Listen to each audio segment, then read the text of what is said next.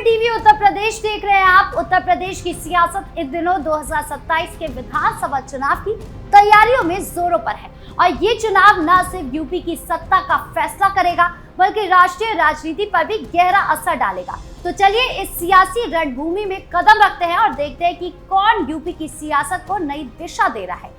सबसे पहले बात करते हैं मुख्यमंत्री योगी आदित्यनाथ की, जो अपनी हिंदुत्व और विकास की दोहरी रणनीति के साथ बीजेपी को मजबूत बनाने की राह पर है। 2017 से यूपी की कमान संभालने वाले योगी ने अपनी शक्ति और नेतृत्व से सियासत को नया रंग दिया है। उनकी हिंदुत्व की छवि ने हिंदू वोटरों, खासकर स्वर्ण और ओबीसी समुदाय को एकजुट किया है। राम मंदिर, काशी विश्वनाथ कॉरिडोर और अयोध्या को धार्मिक पर्यटन का केंद्र बनाने जैसे कदमों ने उनकी छवि को और चमकाया है। योगी अपने भाषणों में सनातन संस्कृति और हिंदू गौरव की बात करते हैं और हाल ही में कल्याण सिंह, राजा महेंद्र प्रताप जैसे नेताओं की तारीफ कर हिंदू वोटरों को और करीब लाने की कोशिश की है। खासकर 2024 के लोकसभा चुनाव में बीजेपी के 33 सीटों पर सिमटने के बाद, लेकिन योगी सिर्फ हिंदुत्व की बात नहीं करते, उनका विकास मॉडल भी उनकी ताकत है। 2017 से 2025 तक यूपी में संगीन अपराध 60 से 65% कम हुए हैं और उनकी बुलडोजर नीति ने माफिया और अवैध कब्जादारियों पर नकेल कसी है, जिससे जनता खूब पसंद कर रही है। आर्थिक मोर्चे पर योगी सरकार ने बड़ा निवेश आकर्षित किया है, जिससे नोएडा, गाजियाबाद और लखनऊ निवेश के केंद्र बन गए हैं और 2025 तक 6 एक्सप्रेसवे चालू होना उनकी बुनियादी ढांचे पर जोर को दिखाता है। गंगा की सफाई, डिजिटल शिक्षा और गांव में बिजली सुधार ने उन्हें विकास प्रिय नेता बनाया है। उनकी संगठनात्मक ताकत भी शानदार है। बीजेपी ने 2027 के लिए रणनीति बनाई है, जिसमें हजारों कार्यकर्ता हारी सीटों पर तैनात है और हाल के उपचुनावों में 10 में से 7 सीटें जीतकर योगी ने 2027 का माहौल बनाना शुरू कर दिया है। लेकिन चुनौतियां भी हैं। 2024 का कमजोर प्रदर्शन, बेरोजगारी और कोविड के दौरान स्वास्थ्य सेवाओं की आलोचना ने उनकी छवि को कुछ नुकसान पहुंचाया था, जिसे वो विधायकों की समीक्षा और नई नीतियों से ठीक करने की कोशिश कर रहे हैं। योगी की सियासत का एक और पहलू है उनकी समावेशी अपील।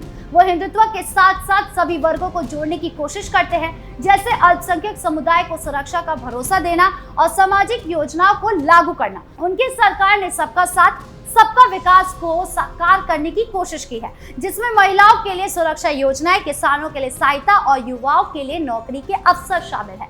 योगी की सभाओं में जनता का जोश और उनकी बुलडोजर बाबा की छवि दिखाती है कि वो लोगों के दिलों में बसे हैं। उनकी नीतियों ने यूपी को बेहतर बनाने की दिशा में कदम बढ़ाए हैं और उनकी शक्ति ने अपराधियों को साफ संदेश दिया है कि यूपी में अब गुंडागर्दी नहीं चलेगी। योगी ने गांव और शहरों में विकास को संतुलित किया है, जैसे गांव में सड़कें बनाना और शहरों में मेट्रो प्रोजेक्ट को बढ़ावा देना। उनकी सरकार ने शिक्षा में भी कदम उठाए हैं, जैसे कि प्राइमरी स्कूलों में डिजिटल क्लासरूम, शिक्षक भर्ती। हालांकि स्कूल मर्जर नीति पर विवाद ने कुछ सवाल खड़े कर दिए हैं, फिर भी योगी की साफ सुथरी छवि और जनता से जुड़ाव उन्हें मजबूत नेता बनाता है। योगी ने ग्रामीण क्षेत्रों में स्वच्छता, पेयजल योजनाओं को भी बढ़ावा दिया है, जिससे गांव में जीवन स्तर और बेहतर हुआ है। उनकी सरकार ने किसानों के लिए कर्ज माफी और फसल बीमा जैसी योजनाएं लागू की है, जो ग्रामीण वोटरों में उनकी लोकप्रियता बढ़ाती है। इसके अलावा योगी ने यूपी को पर्यटन का बड़ा केंद्र बनाने की दिशा में काम किया है, जैसे प्रयागराज के कुंभ मेले का भव्य आयोजन, गोरखपुर को सांस्कृतिक हब के रूप में विकसित करना। उनकी ये पहल न सिर्फ हिंदू वोटरों को आकर्षित करती है, बल्कि पर्यटन से रोजगार के नए अवसर भी पैदा करती है।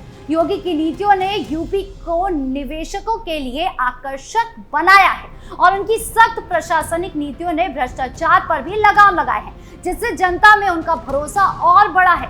अब बात करते हैं अखिलेश यादव की, जो 2024 में 37 लोकसभा सीट जीतकर खुश है, लेकिन उनकी पीडीए यानी पिछड़ा दलित अल्पसंख्यक रणनीति सवालों के घेरे में है। उनकी पीडीए पाठशाला सबसे ज्यादा विवादों में रही है, जहां बच्चों को A for Akhilesh, D for Dimple, M for Mulayam जैसे नारे सिखाए जा रहे हैं, जिसे जनता बच्चों का सियासी इस्तेमाल मान रही है। सहारनपुर में सपा कार्यकर्ता के खिलाफ एफआईआर और बुलडोजर की चर्चा ने इस विवाद को और बढ़ाया। ये कदम न सिर्फ हिंदू वोटरों को बल्कि मुस्लिम समुदाय के कुछ नेताओं को भी पसंद नहीं आया, जो धर्म को सियासत में घसीटने की आलोचना करते हैं। अखिलेश के सांस्कृतिक और धार्मिक मुद्दों पर बयान, खासकर राम मंदिर पर, हिंदू वोटरों को नाराज कर रहे हैं, जो यूपी की सियासत की रीढ़ है। मस्जिदों में सियासी सभाएं करने से मुस्लिम समुदाय का एक हिस्सा भी नाखुश है और जानकार कहते हैं कि उनकी ये छवि यूपी जैसे बड़े राज्य के जीत के लिए काफी नहीं है। उनकी 2012 से 2017 की सरकार की अपराध, माफिया, बिजली कटौती और खराब सड़कों की छवि जनता के मन में आज भी है और बीजेपी इसे बार बार उठाकर उनकी साख कमजोर करती है। सपा की अंदरूनी लड़ाई, कार्यकर्ताओं में जोश की कमी और स्वर्ण वोटरों से दूरी, खासकर काशी में पीडीए भवन के उद्घाटन में ब्राह्मणों की गैर मौजूदगी उनकी मुश्किलें बढ़ा रही है। अखिलेश की सियासत पुराने नारों और परिवारवाद के इर्द गिर्द घूमती नजर आ रही है, जिसे जनता सियासी खेल मान रही है। सपा के पुराने नेताओं का असंतोष और कार्यकर्ताओं में उत्साह की कमी उनकी सियासत को कमजोर कर रही है।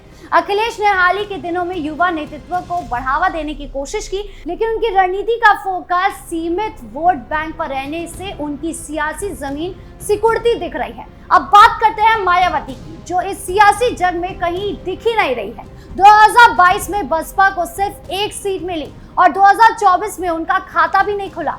हाल ही में उन्होंने अपने भतीजे आकाश आनंद को फिर से बड़ी जिम्मेदारी दी और उपचुनावों में सभी सीटों पर उम्मीदवार उतारने का ऐलान किया, लेकिन दलित वोटरों को सपा का और बीजेपी की ओर खिसकना उनकी सियासी ताकत पर सवाल उठा रहा है। उनकी पार्टी का संगठन कमजोर पड़ चुका है और वो 2027 की रेस में कोई बड़ा प्रभाव छोड़ती नजर नहीं आ रही है। तो 2027 का सियासी समीकरण क्या कहता है? योगी की हिंदुत्व और विकास की रणनीति, संगठनात्मक ताकत और उपचुनावों में 7 से 2 सीटों की जीत उन्हें मजबूत स्थिति में रखती है। हाल के सर्वे उनके पक्ष में है और दूसरी ओर अखिलेश की पीडीए रणनीति, विवाद से भरी कदम उनकी जमीन कमजोर कर रही है। मायावती की गैर मौजूदगी इस जंग को बीजेपी सपा की टक्कर बनाती है। कुल मिलाकर 2027 का चुनाव योगी और अखिलेश के बीच बड़ी टक्कर होगी, लेकिन योगी की शक्ति, विकास और जनता से जुड़ाव उन्हें रेस में आगे रखता है। जनता का फैसला ही तय करेगा कि सत्ता की चाबी किसके हाथ में होगी। आपको क्या लगता है? कमेंट बॉक्स में जरूर बताएं। नमस्कार।